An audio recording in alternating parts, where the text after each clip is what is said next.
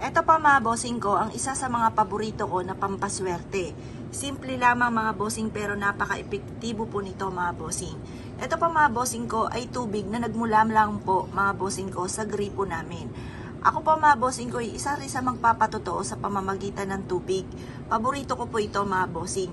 Dahil ang dami namin mga pagsubok na pinagdaanan. Naglagay lang po ako mga bossing ko ng tubig sa ilalim ng aming higaan mga bossing ko. Basta i-maintain nyo dapat na malinis ang tubig at wala pong mga kung ano-anong mga alikabok na nadya sa ibabaw. At huwag nyo rin hahayaan na matutuyo ang tubig. Dahil once ito'y ganito, laging malinis at puno mga bossing ko, ang blessing ay tuloy-tuloy. At ito po isa rin sa mga mabisang humihigop ng mga negatibong enerhiya.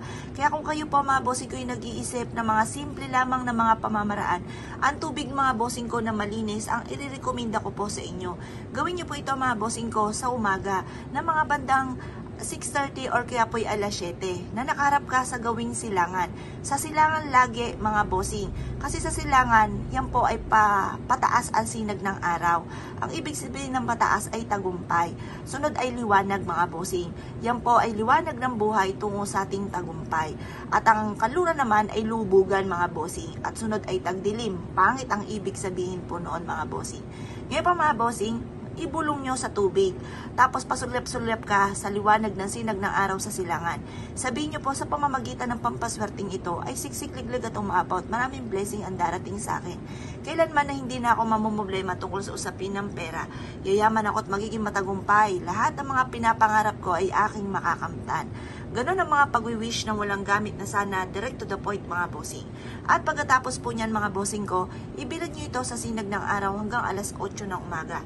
Makalipas ang alas 8 ng umaga mga bossing ko, ay kunin nyo po ito. Ilagay nyo po ito mga bossing ko sa ilalim ng inyong higaan. I-maintain ang kalinisan at dapat lagi siyang puno at malinis mga bossing. Ito pa mga bossing ko ay magdudulot ng swerte. Pwede rin naman po, sa harapan ng inyong tahanan, ay maglagay ka ng tubig at kada 24 oras ito ay papalitan ninyo. At ganoon din po gagawin nyo, magwi-wish din po kayo mga bossing.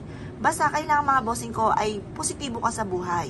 Kung ikay gumagawa ng ganito at ikaw ay nega, na ikaw mismo kumukontra sa inyo po mga pinapangarap, nako mga bossing, huwag nyo nang asahan na kayo po'y suswertihin. Dahil maaaring makaka-attract ka lamang ng negatibo at maiinis ka lamang sa mga ganito.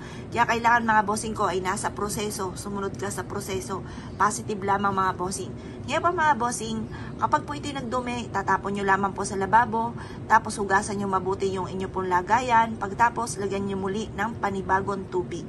Tapos positive ka lamang, tapos sipag at syaga, double time sa pagkayod at pananalig sa mahal na Panginoon.